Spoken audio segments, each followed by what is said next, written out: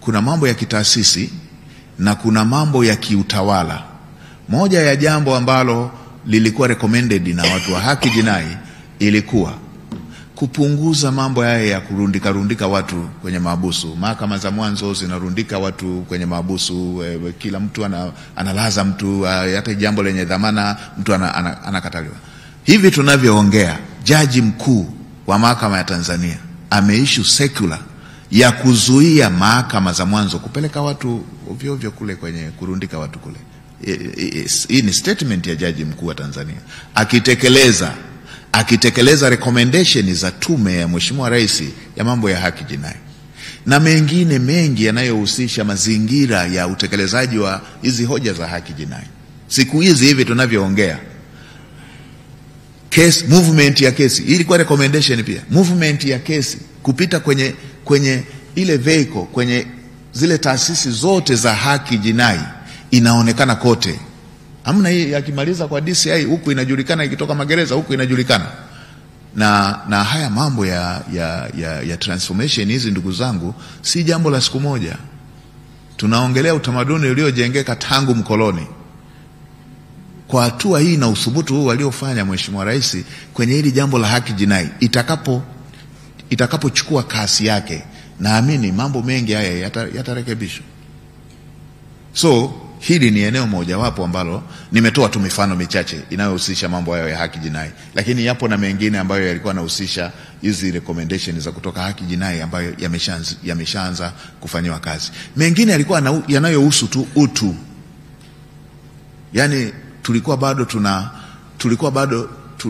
tuna magereza zile ambazo zilijengwa kwa ajili ya Waafrika, alafu wanaowapeleka ni wale weupe wa koloni. Magereza yalikuwa hivyo. Kwenye recommendation zikaletwa recommendation za kujenga nani hizo ambazo zinazingatia utu. Naenda uangalie nani mpya zilizojengwa. Ni recommendation ya tume ya Mheshimiwa Rais ya masuala ya haki jinai. Sasa hiki kipengele kimoja kinachohusisha eneo la jeshi la polisi, nimesema, ama vyombo vyetu vya ulinzi na usalama, nimesema kuna mstari mwembamba wa mazingira haya ambapo tumeshafika level hiyo kwamba lolote linalotokea tunasema hii ni serikali. Lakini mimi niwaambieni, nimekuwa waziri wa mambo ya ndani. Kama kuna muda jambo hilo lisingekuwa limefanyika kwa viongozi wa CCM, nchi hii moja kwa moja ilikuwa inaenda kuamini kwamba haya mambo yanayotokea ni ya chama na chama.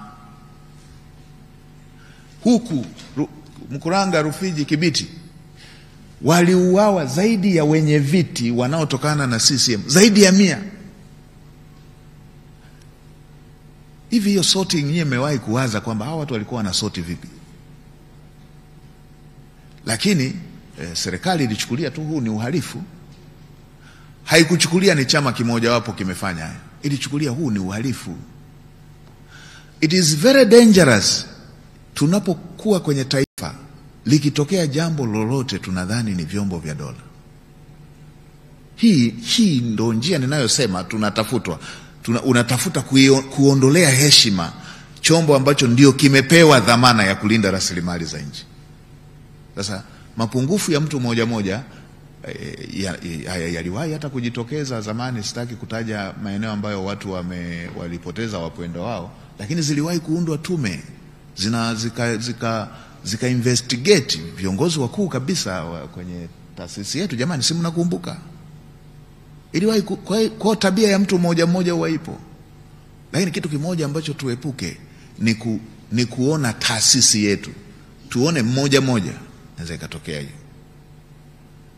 Sababu vyombo vyetu ndivyo ambavyo vimewahi kutuvusha kwenye nyakati ngumu hivi. Moja ya jambo gumu ndo nilimwambia lile la Kibiti. Ilikuwa another terror. Ilikuwa jambo moja, yani wewe kila siku unaamka mwenyekiti mmoja naye kanyakuliwa, mwenyekiti mwingine naye. Kwa wale wanaopendaga kugombanisha Watanzania, ilikosa tu ladha kwa sababu waliokuwa wanapotea ni wa CCM. Wakati mwingine mimi huwa nalaumiwa kwa kuongea tu ukweli huu. Ilikosa ladha kwa sababu waliokuwa wewe wangepotea wenye viti 100 hivi wa chama cha upinzani ama watu Tell me what could have been the story. Ingekuwa serikali imechukua, ingekuwa vyombo vya dola imechukua. Ulikuwa uhalifu tu, ulikuwa uhalifu, vyombo hivi vikakabiliana na uhalifu huo mpaka ukapotea.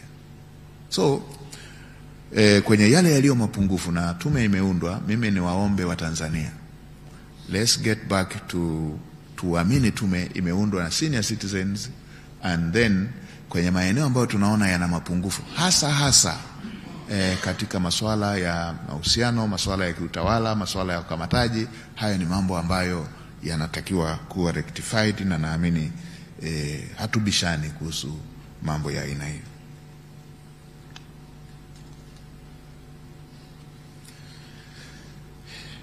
Sasa nimewapa mfano hii mambo ya watu kupotea. Nimewapa mfano hivi, kama watu wanaweza wakafanya jambo la njama na wakajua hili jambo moja kwa, na wanatafuta kukosanisha watu na wanajua moja kwa moja ili atakayelaumiwa ni serikali, wanashindwaje kufanya? If there is a mission, wanashindwaje kufanya? Kama mtu anaweza akachukua hatua ya kusafiri na mabomu na kakamatwa red handed na mabomu, wanashindwaje? Yani wanaweza akawaza nani huko hivi, huyu tukinanio itajionekana tu ni serikali. So all of them wa Tanzania inahitaji tuamke, alafu yale ambayo ni ya msingi turekebishe, na ndio maana Mheshimiwa Rais ameunda tume. Nilikuwa naelezea hilo la watu kuogopa, watu kuteka, watu kupotea.